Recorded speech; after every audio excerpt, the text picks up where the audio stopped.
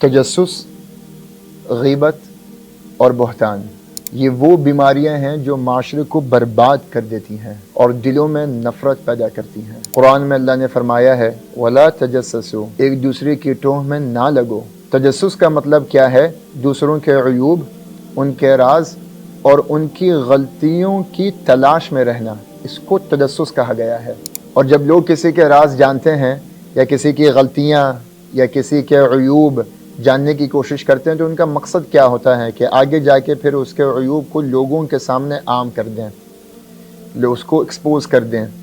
اس لیے نبی مصطفیٰ صلی اللہ علیہ وسلم نے اپنی حدیث مبارکہ میں وعدہ کیا ہے کہ من ستر مسلما سترہ اللہ یوم القیامہ، کہ جس نے کسی مسلمان کے عیوب کی پردہ پوشی کی، اللہ قیامت کے دن اس کے عیوب کی پردہ پوشی کرتے ہیں۔ فقہاء نے لکھا ہے کہ جو تجسس نہیں کرتا، جو لوگوں کی غلطیاں ہائی لائٹ کرنے کی کوشش نہیں کرتا، جو لوگوں کے عیوب ڈھونڈنے میں لگے رہتے ہیں نا اور پھر ان کے عیوب کو سوشل میڈیا پہ یا اپنے دوستوں کے بیچ میں جو ہے نا وہ پبلک کر رہے ہوتے ہیں، تو فقہاء نے لکھا ہے کہ اللہ ان کو دنیا میں بھی رسوا کرتا ہے اور آخرت میں بھی رسوا کرتا ہے۔ اور جو لوگ ایسا نہیں کرتے، جو کہ ہر وقت اس بات کی کوشش کرتے ہیں کہ بھائی میری ذات سے کبھی کسی کا عیب جو ہے وہ عیاں نہ ہو، کسی کا راز کبھی جو ہے نا وہ فاش نہ ہو، میں اس بات کی کوشش کروں، تو اللہ رب العزت نہ صرف آخرت میں بلکہ دنیا میں بھی اس کی غلطیاں اور اس کے گناہوں پہ اللہ پردہ رکھتا ہے، کیونکہ وہ دوسروں کے گناہوں پہ پردہ رکھتا ہے۔ دوسری بات، غیبت۔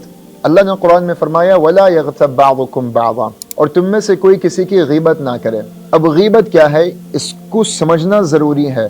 رسول اللہ صلی اللہ علیہ وسلم نے فرمایا اپنی حدیث مبارکہ میں کہ غیبت کسی کے پیٹھ پیچھے وہ بات کرنا جو کہ اس کو پسند نہ ہو۔ صحابہ نے پوچھا کہ اگر ہم نے اس کے بارے میں وہ بات کی جو کہ صحیح ہے تو پھر؟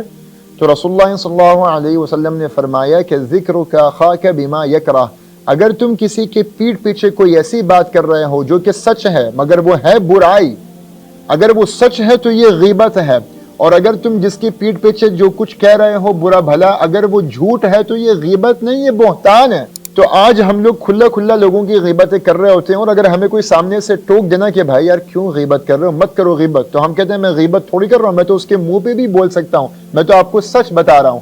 تو ہم نے غیبت کو بہتان سمجھ لیا ہے۔ غیبت الگ ہے، بہتان الگ ہے۔ غیبت ہر وہ بات جو آپ کسی کے اگر منہ پہ کریں تو ممکن ہے کہ اس کا دل دکھے، یا کسی کی برائی اس کی پیٹھ پیچھے کرنا بھلے وہ سچی بات کیوں نہ ہو، یہی غیبت ہے۔ اور غیبت کتنا بڑا گناہ ہے یہ آپ سب کو قرآن اور حدیث کی روشنی میں آپ سب جانتے ہیں۔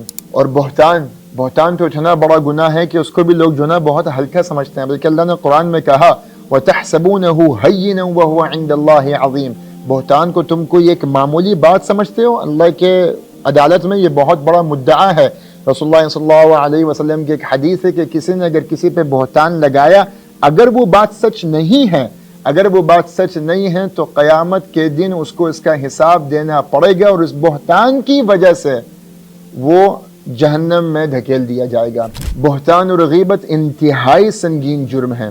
یہ ایسا جرم ہے کہ انسان آئے گا قیامت کے دن اتنی ساری نیکیاں لے کے، مگر اپنی اس بہتان اور اپنی غیبت کی وجہ سے جس کی اس نے غیبت کی ہے، جس کی پیٹھ پیچھے اس نے بہتان باندھے ہیں، قیامت کے دن اپنی دنیا میں کمائی ہوئی ساری نیکیاں ان کے حصے میں ڈال دے گا اور پھر خود کنگال ہو جائے گا۔ اللہ مجھ کو اور آپ کو بچنے کی توفیق عطا فرمائے۔ سوشل میڈیا پر سب سے قدیم اور سب سے ریلائبل برانڈ درسقرآن.com